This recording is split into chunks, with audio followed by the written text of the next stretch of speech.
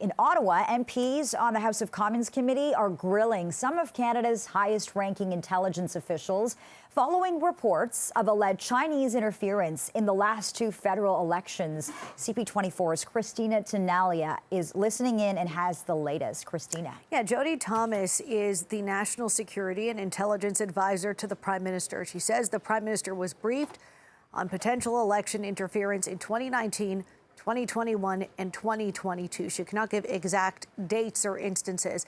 She also says there were attempts at election interference, but is very careful not to say China or Beijing. She says election interference. So we're going to hear from her, and we're also going to hear her response to calls from the NDP that they are calling on the government to launch a national public inquiry into allegations of foreign interference into Canada's democratic system, including general elections. Concept and the problem and the severity of foreign interference is well documented.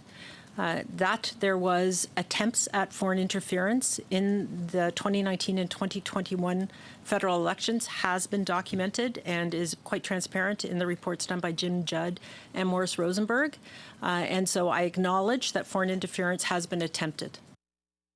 A public inquiry will have the same limitations that this committee does, in that we cannot talk about national security information in a public forum.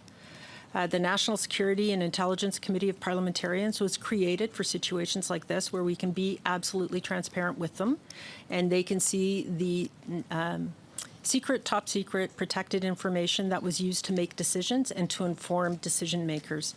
And so I would if an inquiry were to happen, it is through a body like that I would recommend, because an open forum is going to have the same limitations that this body does. And on the specific allegations that it was Chinese election interference as opposed to more broadly foreign election interference, the Chinese embassy calls these allegations baseless and defamatory, saying, quote, China has always been firmly against any attempts to interfere. We are not interested in meddling with Canada's internal affairs, nor have we ever tried to do so. Lena, back to you. Christina, thanks so much for this.